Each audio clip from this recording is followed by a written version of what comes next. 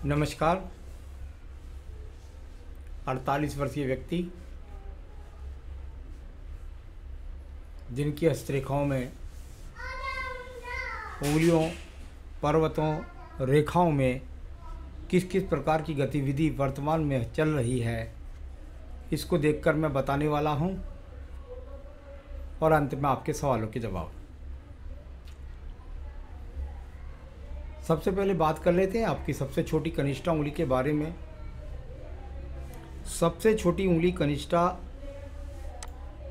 सूर्य की उंगली के पर्व से बहुत पीछे है। यानी ऐसी स्थितियों में देखने में आता है कि व्यक्ति के जीवन में ये स्थितियां संघर्ष अवश्य कराती हैं। व्यक्ति संघर्ष से स्वयं को सिद्ध करता है, संघर्ष से स्वयं को सफल करता है। यानी ऐसे व्यक्तियों को जीवन में सब कुछ मुफ्त में नहीं मिलता, जीवन में बहुत मेहनत करके तब ये अपनी ऊंचाइयों को बना पाते हैं। यहाँ पर बात करता हूँ मैं आपकी फर्स्ट पर्व के बारे में, कनिष्ठा उंगली के। आज भी जिस स्थिति के बाद भी आपकी मानसिक स्थिति मजबूत है, यानी मानसिक स्थिति से मेरा मतलब होता है डिप्रेशन का ना होना, साथ ही साथ परेशानियों को सामना करने की हिम्मत दिमाग के द्वारा वह अभी भी मौजूद है। सेकंड पर्वत पर किसी प्रकार की बुरी रेखाओं का प्रभाव नहीं, यानी व्यक्ति अपने जीवन के अंतर्गत किसी भी व्यक्ति के साथ में वाद विवाद झगड़े झंझट से दूर रहने वाला है। तीसरा पर्व छोटी छोटी रेखाओं से है। भले आपके समय में कुछ खराबी का समय आ गया है, लेकिन ईश्वर कृपा से फिर भी कुछ ना कुछ हल्के भारी संसाधन आपके पास धन के बन जाते हैं। मैं बात करता हूँ आपकी सूर्य की उंगली के बारे में। यह उंगली जानी जाती है व्यक्ति के जीवन के अंदर, इसका अपने आप में यदि ये बृहस्पति की उंगली से छोटी हो जाती है तो ये भी एक प्रकार का संघर्ष ही होता है, क्योंकि धन कारक उंगली से सूर्य की तरफ जब डाउन जाएगी तब व्यक्ति के जीवन के अंदर काफ़ी संघर्ष हो जाता है, सम्मान बचाने के लिए और धन बनाने के लिए। एक बात। दूसरी बात, प्रथम पर्व पर अब यहाँ से अगर देखता हूँ जो एक्सीडेंट होगा उस समय ज़रूर आपके निशान आया होगा यहाँ कोई, लेकिन अब वर्तमान में आगे कोई एक्सीडेंट से संबंधित या आँखों के रोग की बात करें तो आँखों का रोग नहीं, किसी प्रकार का आगे कोई एक्सीडेंट नहीं, किसी प्रकार के बीपी का रोग की संभावना स्थायी रूप से नहीं है। सेकंड पर्वत जाना जाता है व्यक्ति के पास में, ये अपने आप में वो पर्व है जो बताएगा कि आपके जीवन के अंतर्गत आपको राज्य सरकार से कितने लाभ मिलते हैं। कुल मिलाकर सामान्य न किसी प्रकार का राज्य सरकार से दंड है और न ही किसी प्रकार से राज्य सरकार से आपका कोई बहुत बड़ा लाभ का योग है। तीसरा पर्व अपने आप में मजबूत है, यानी मोटापन पे है कुछ। जब ऐसा होता है तो मैंने देखा है कि व्यक्ति को पैतृक संपत्ति कुछ मिल जाती है, साथ ही साथ यहाँ पर माता पिता का सहयोग भी मिलता है।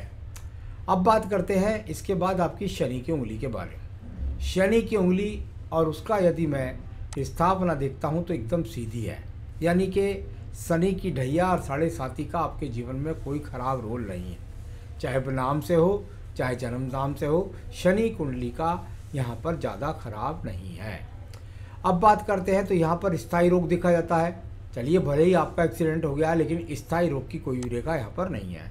सेकंड पर्वत पर आप कह रहे हैं मैं गुजर रहा हूँ, इस समय बहुत ज़्यादा गरीबी से परेशान हूँ। अच्छी बात यह है कि इसमें अगर मैं देखता हूँ तो बहुत माइनर सी राहु रेखा दिखाई देती हैं, बहुत माइनर सी रेखा इस तरह दिखाई देती है। इसका मतलब यह है कि व्यक्ति बहुत जल्दी अपनी सही स्थिति में आ जाएगा और धीरे धीरे अगर उस पर कोई कर्जा हो गया है तो उससे निकल जाएगा। और सबसे बड़ी बात है, आने वाले 5 साल में कहीं पर भी ये कर्ज से घबराएगा नहीं, उसको धीरे धीरे चुकता करके अपने आप को मुक्त करेगा। तीसरा पर्व यहाँ पर दिखाया जाता है कि व्यक्ति अपने जीवन में क्या इतना समर्थ है कि अपनी मेहनत से अपने परिवार का संचालन कर पाता है, बिल्कुल कर पाता है। आइए बात करते हैं आपकी इस उंगली के बाद में आपकी बृहस्पति की उंगली के बारे में। शुगर, कोलेस्ट्रॉल, लीवर, किडनी के रोग, मोटापे के रोग ये यहाँ से देखे जाते हैं। अभी यहाँ पर इस प्रकार का कोई रोग दिखाई नहीं देता। सेकंड पर्वत की बात करता हूँ, पत्नी से तालमेल का ये योग बहुत अच्छा यहाँ पर दिखाई देता है। पत्नी के साथ अच्छे संबंध दिखाई देते हैं। संतान के सुख सहयोग की पर्वत भी पूरी तरीके से नीचे वाला मजबूत है। संतान आपकी बुढ़ापे तक आपकी सेवा करने वाली है। चलिए मैं बात करता हूँ इसके बाद बुध पर्व के बारे में। भले ही हल्की हल्की रेखाएं दिखाने का प्रयास करती हैं, लेकिन ये रेखाएं बता रही हैं आने वाले समय के प्रभाव को, यानी आने वाला जो समय है उसके आपके जीवन के अंदर वो निश्चित रूप से एक अच्छे योग कारक स्थिति को मजबूत बनाएगा। यहाँ जितनी रेखाएं मजबूती से खड़ी होती चली जाएंगी उतने धन के अच्छे आगमन हो जाएंगे। वाणी अच्छी है, भाषा शैली अच्छी है, बुध पर्वत अनुकूल है, यानी व्यापार करने के गुण यहाँ से दिखाई दिए। भले ही कनिष्ठा उंगली छोटी थी तो हो जाता है इसके जीवन में उतार चढ़ाव, लेकिन बुद्धि है व्यक्ति के पास। आइए बात करते हैं सूर्य पर्व के बारे में। सूर्य का पर्व, और यहाँ पर इसमें एक एक्स का चिन्ह आ जाता है तो ये एक्सीडेंट का योग बना देता है। वो निकल चुकी है, वो एक ही एक्स है, इसको हम बताते नहीं, अब आपके हो चुका है तो इस पर हल्का सा यव भी पड़ा और एक छोटा सा एक्स भी बना। इधर एक्स बना या छोटा सा यव बना, यानी ये आपका वो समय था जिस यव के कारण सूर्य पर्वत पर यव पड़े। तो यानी कि कुल मिलाकर आपको सूर्य पर्वत से संबंधित समस्या, यानी कि एक्सीडेंट या आँखों के ऑपरेशन, तो ये वो चीज़ें हैं। या पिता का एकदम अचानक आपके ऊपर से हाथ हट जाना, कभी कभी पिता की मृत्यु हो जाना, तो ये योग यहाँ से निमट चुका है। आपके जीवन में दोबारा ऐसे एक्सीडेंट का सामना नहीं होगा। आइए बात करते हैं इसके बाद में आपके पर्व की, और वो पर्व है आपका यहाँ शनि का पर्व। इसकी भी शुरुआत छोटे से एक के साथ हुई। यहाँ पर काफ़ी रेखाएं आपस में चलती भी हैं, भाग साथ देकर के भी कहीं कहीं छोटा सा टूट जाता है, रुक जाता है, ऐसा कह सकते हैं। लेकिन अंत में जाकर के इसकी एक बृहस्पति शाखा से निकल कर एक शनि पर्वत से निकलकर एक मछली का सा चिन्ह बनने का प्रयास करता है। ये अच्छा चिन्ह होता है, इसको कहते हैं बुढ़ापे में अंत बहुत सुखी। तो ये इस तरीके से भाग्य पर्व की अभी आपकी जो आजमाइश चल रही है, कुछ पूजा पाठ होगी, उसके बाद सब ठीक हो जाएगा। आइए बात करते हैं बृहस्पति के पर्व के बारे में। बृहस्पति का पर्व, और यहाँ पर पर्व अच्छा है, जैसा कि उंगली भी अच्छी थी, पत्नी का सहयोग, बच्चों का सहयोग, पूजा पाठ करना।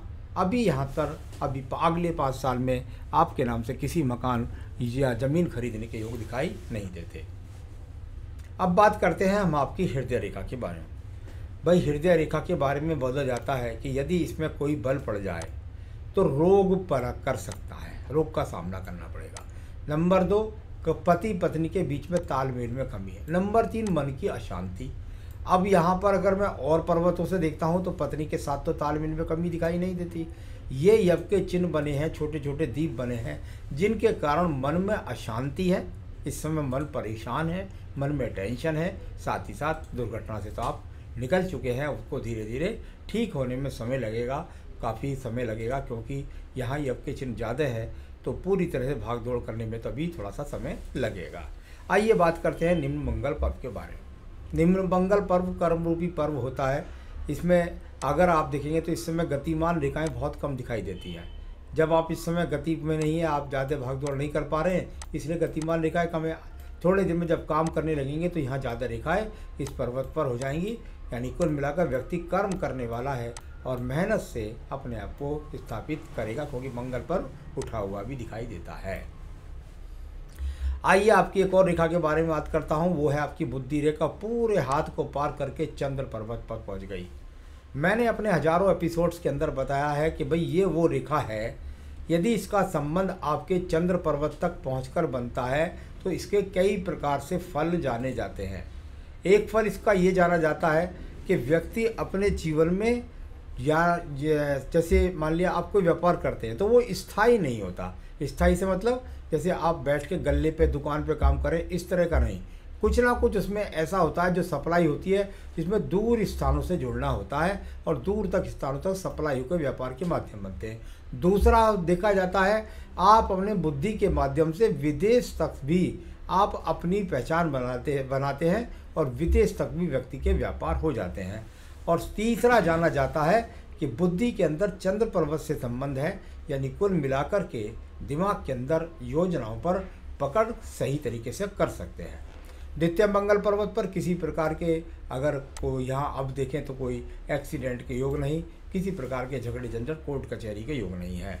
नीचे अगर मैं चंद्र पर्वत की बात करता हूँ तो नीचे का चंद्र पर्वत किसी भी प्रकार के डिप्रेशन की रेखाओं से नहीं है। कुछ गतिमान रेखाएं जरूर अवश्य है। जब ये साइड से गतिमान रेखाएं चलती हैं तो थोड़ा सा मन के अंदर अशांति पैदा करती हैं, ऐसा कह सकते हैं। या आपके जीवन के अंदर आपको जो काम करते हैं उसमें भागदौड़ ज़्यादा होती है। यहाँ से डिप्रेशन का योग नहीं, यहाँ से अवसाद का योग नहीं, यहाँ से कोई गंभीर बीमारी का योग नहीं, जल में डूबने का योग नहीं, आत्महत्या करने की सोचने का योग नहीं, ऐसी कोई भी बुरी रेखा यहाँ पर नहीं है। आइए बात करता हूँ आपकी एक बहुत सुंदर रेखा के बारे में, और वो रेखा है आपके पास बुध रेखा। अगर इस बुध रेखा को देखता हूँ तो ये थोड़ा सा चलती हुई यहाँ से चलती है, थोड़ा सा घुमावदार स्थिति से होकर के चलती है, यानी कि उन मिलाकर टेढ़ा मेढ़ा होगा, लेकिन थोड़ा उतार चढ़ाव आएगा, परंतु अंत में व्यापार स्थापित हो जाएगा। ये यहाँ पर इस तरीके से बुध रेखा जहाँ जहाँ से निकलती है, जिस जिस जगह से आयु के पक्ष से निकलती है, वहाँ थोड़ा सा संघर्ष करा देती है, परंतु क्योंकि ये शुक्र पर्व से जा रही हैं बुध की तरफ, यानी व्यक्ति अपने संसाधन बना लेगा व्यापार से, किसी भी प्रकार से घबराने की कोई आवश्यकता नहीं है।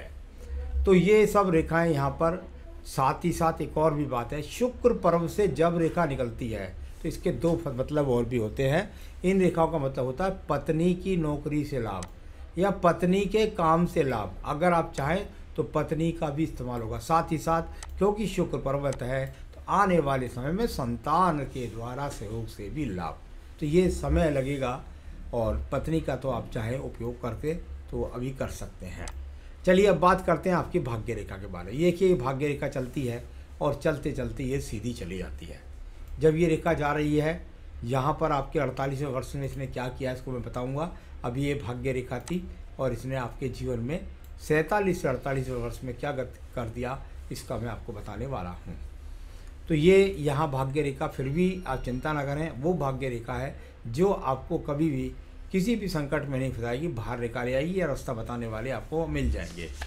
यहाँ पर शुक्र पर्व की बात करता हूँ, संसाधनों का शुक्र पर्व अगर मैं देखता हूँ तो सामान्य रूप से थोड़ा सा इस समय कह सकते हैं कि इस पर ज़्यादा पॉजिटिव चिन्ह नहीं है, लेकिन नेगेटिव नहीं है। आप चिंता ना करें, आप अपने संसाधनों को अच्छी तरह से दोबारा से प्राप्त कर लेंगे।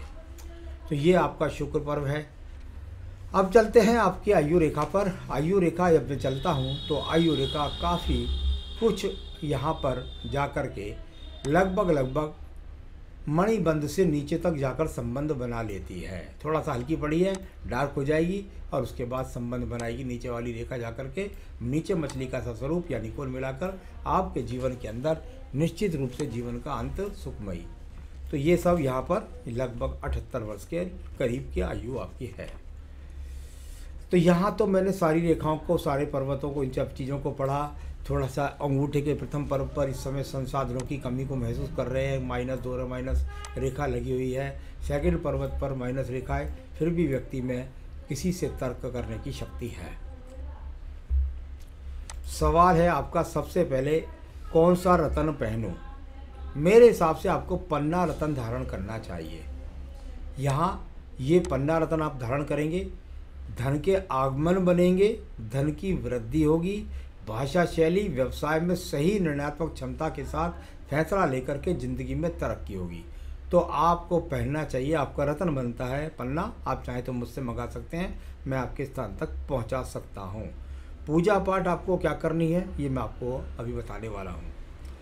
1 साल पहले एक्सीडेंट हो गया था और कारोबार बंद हो गया। फाइनेंशियली हालात बहुत ख़राब हैं, कर्ज भी है, कुछ समझ नहीं आता है कि क्या करूं, कुछ भी सही नहीं हो रहा है, गरीबी से ज़्यादा परेशान हूँ। देखिए ये वो रेखा है जो आपके जीवन में यहाँ पर इसने यहाँ पर 47-48वें वर्ष में यहाँ आपकी भाग्य रेखा को राहु रेखा का रूप बनकर मंगल वर्ष से निकली और यहाँ पर काटा।